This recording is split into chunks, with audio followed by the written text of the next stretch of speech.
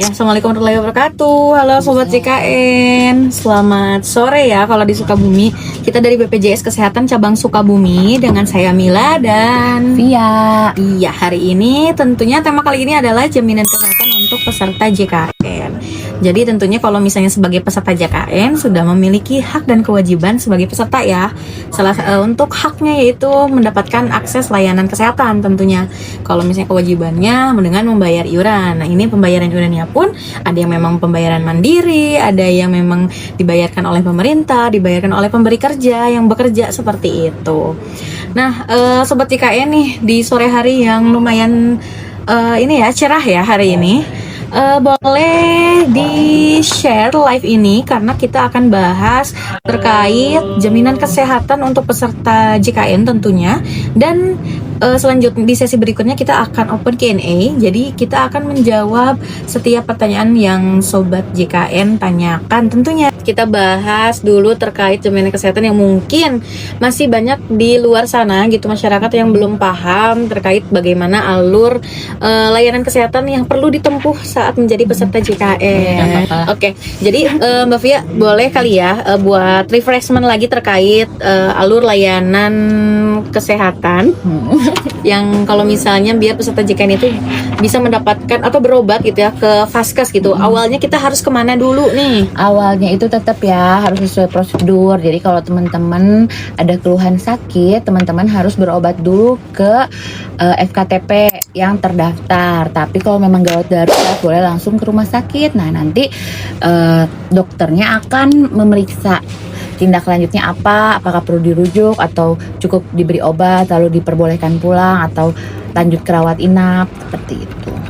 Jadi pada intinya kan Sobat JKN kalau misalnya sudah terdaftar sebagai peserta punya hak untuk memilih fasilitas kesehatan tingkat pertama terdaftarnya gitu ya. Betul. Jadi misalnya nih, aku mau pilih Vaskesnya di Puskesmas A, berarti kalau setiap berobat gitu ya, itu Sobat JKN bisa langsung mengunjungi ke Puskesmas tersebut. Tapi jangan lupa untuk daftar antrian online lewat aplikasi mobile JKN ya.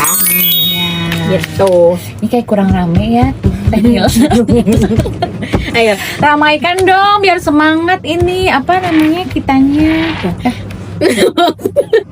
ya nggak apa-apa dong gitu ya. Ya kan? Iya, biar kita semangat. Kita juga senang loh ketemu sama Sobat JKN melalui on air kali ini. Senang banget. Gitu.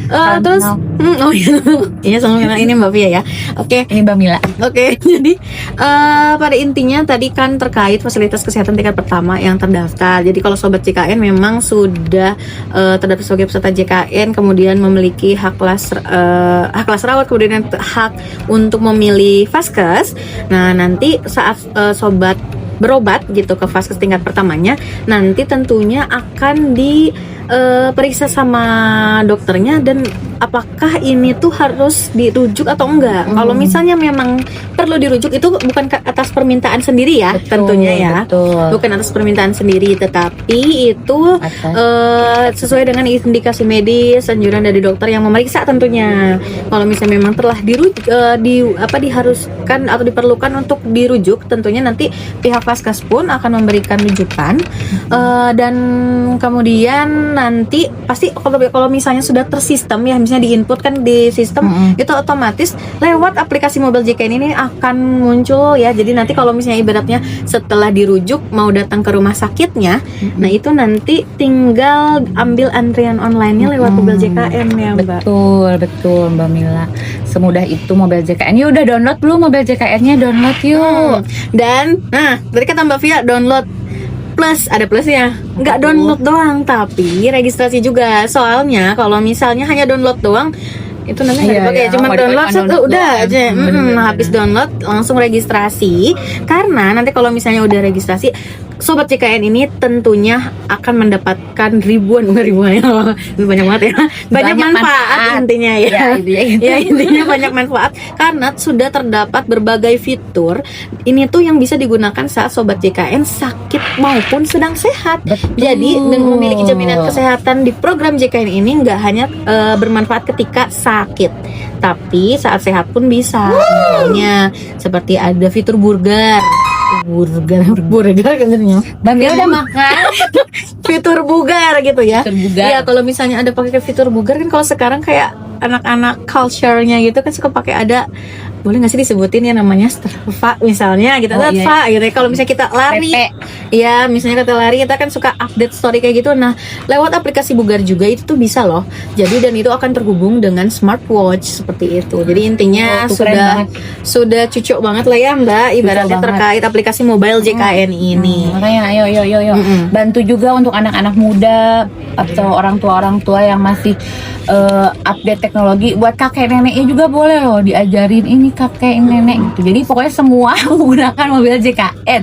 Ya, jadi pastikan sobat JKN yang sudah terdaftar ini, ataupun misalnya ada yang dulu tuh saya kayak pernah daftar deh, tapi gak tahu nih masih aktif atau enggak atau gimana. Buruan untuk download registrasi. Nanti kalau misalnya registrasi pakai ini sobat JKN ya, itu nanti kakaknya bisa cek info peserta. Itu adalah salah satu fitur yang bisa digunakan melalui aplikasi mobile JKN. Seperti itu. Selanjutnya mungkin ini masih di sesi yang pertama ya, terkait pembahasan jaminan untuk program untuk peserta JKN nih Mbak. Kalau misalnya kan biasanya kita berobat yang memang sampai ranap atau seperti apa gitu. Nah ini ada loh terkait kacamata. Gitu. Nah terkait kacamata ini itu kan ibarat polimata tuh yang memang spesialis tuh kan ada di FKRTL ya, yang dirujukan tingkat lanjut gitu. Nah gimana sih biar sobat JKN yang punya kondisi membutuhkan untuk pakai kacamata dan itu pengen di cover, ibaratnya di cover ya, suka bilangnya di cover oleh BPJS Kesehatan, itu harus seperti apa?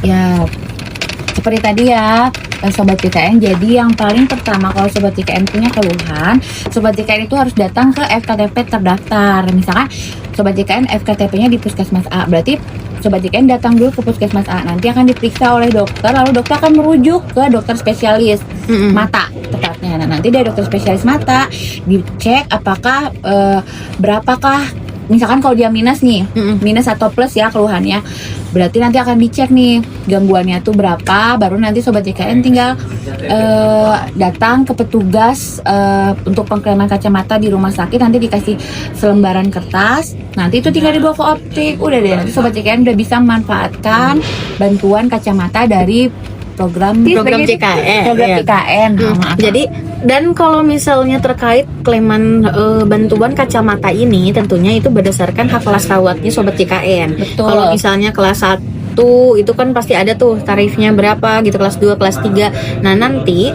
kalau misalnya sobat JKN memilih untuk kacamatanya itu di harga sekian, ternyata itu lebih tinggi dari haknya sobat JKN berdasarkan hak kelas yang dipilih gitu ya. Nah, itu selisihnya itu tinggal dilakukan pembayaran ke optiknya secara pribadi. Tapi kalau untuk yang sesuai haknya, tentunya nanti dari optiknya sendiri yang akan mengajukan gitu ke BPJS Kesehatan. Seperti itu. Nah, kita langsung maju ke sesi kedua aja ya Mbak Fia. Betul.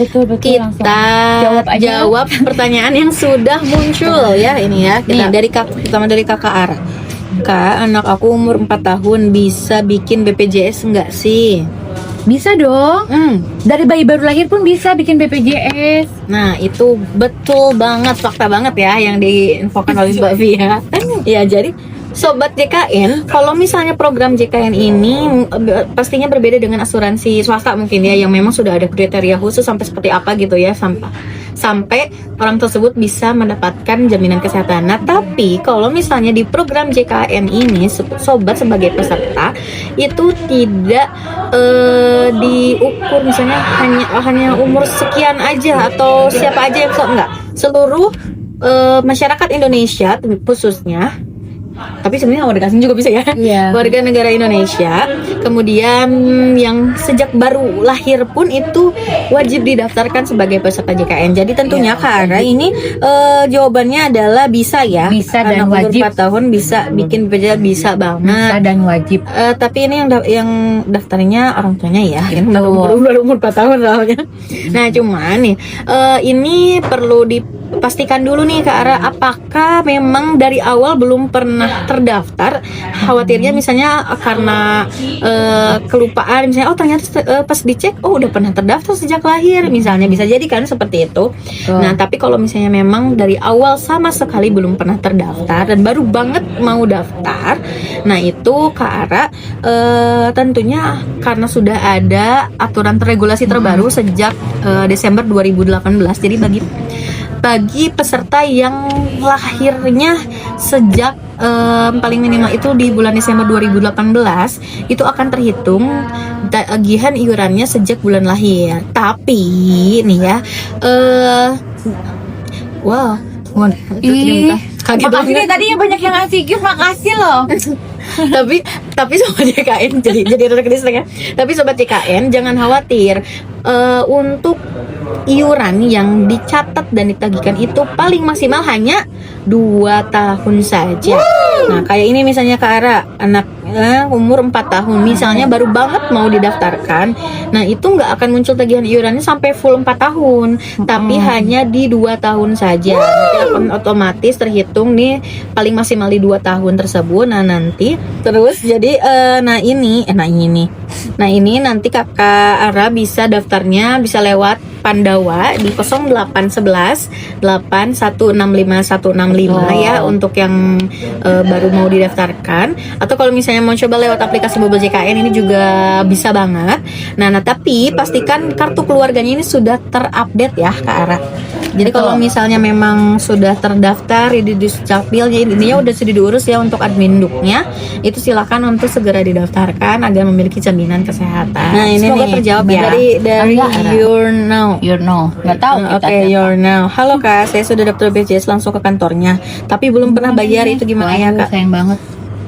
Sobat JKN, khususnya ini yang bertanya Kak Your Now, kalau misalnya kakak posisinya memang baru banget daftar peserta baru langsung ke kantor, itu kan pasti dapat ada namanya virtual account, dan di situ sudah ada tanggal paling cepat bayarnya kapan dan paling maksimalnya kapan. Nah misalnya sejak itu muncul virtual accountnya tapi sama sekali belum pernah terbayar, otomatis saat ini pesertaannya itu mengalami penangguhan untuk aktifnya pun itu pasti nggak akan ya Kak. Jadi intinya kalau ibaratnya kalau rekening tuh dorman mungkin ya maksudnya tuh. Jadi intinya ada penangguhan karena memang belum melakukan pembayaran. Nah nanti kalau misalnya kakaknya mau membayar untuk si status kepesertaannya biar aktif dan bisa digunakan saat kakak perlu misalnya mau ke Paskes seperti itu. Nah itu perlu melakukan update VA dulu, karena pastinya kalau misalnya sudah terlewatnya lama itu pasti virtual account-nya itu kadaluarsa. Dan tapi nggak usah khawatir ya kalau misalnya udah kadaluarsa kayak gitu harus mengulang lagi misalnya administrasinya, itu enggak. Jadi Kak Your Now ini cukup akses Pandawa di 0811 8165165 dan nanti pilihnya untuk update VA kadaluarsa gitu. Nah nanti kalau misalnya sudah diupdate VA-nya akan mendapatkan kembali VA-nya yang baru, dan akan tapi menunggu 14 hari kalender ya Kak. Jadi karena sudah terlewat kembali dan belum ada pembayaran iuran pertamanya, nanti akan menunggu kembali 14 hari kalender. Setelah dibayarkan otomatis nanti aktif lagi kartunya dan bisa digunakan seperti itu. Sekali lagi kami ucapkan terima kasih Sobat CKN yang sudah bertahan sampai pukul 17.02. Terima kasih yang sudah hadir dengan tema kali ini, yaitu jaminan kesehatan untuk peserta JKN, yang tentunya banyak sekali manfaatnya, tidak hanya untuk kita sendiri sebagai peserta JKN, tapi dengan membayar iuran kita membantu peserta yang tidak mampu di sana, yang membutuhkan berobat, mungkin yang dikeluarkan biayanya sampai besar sekali lah, intinya seperti itu. Jadi kami pun menghimbau tidak henti-hentinya untuk selalu memastikan status kepesertaannya aktif dan dapat dicek melalui aplikasi Mobile JKN atau melalui WhatsApp Pandawa di 0811 8165 165. Jadi pastikan status kepesertaanmu aktif, rutin membayar iuran sebelum tanggal 10, dan pastikan setiap menggunakan layanan kesehatan program JKN berjenjang dan sesuai indikasi medis ya Sobat JKN. Sekali lagi kami ucapkan terima kasih, sampai jumpa di on air minggu berikutnya. Sampai jumpa. Wassalamualaikum warahmatullahi wabarakatuh. Bye bye.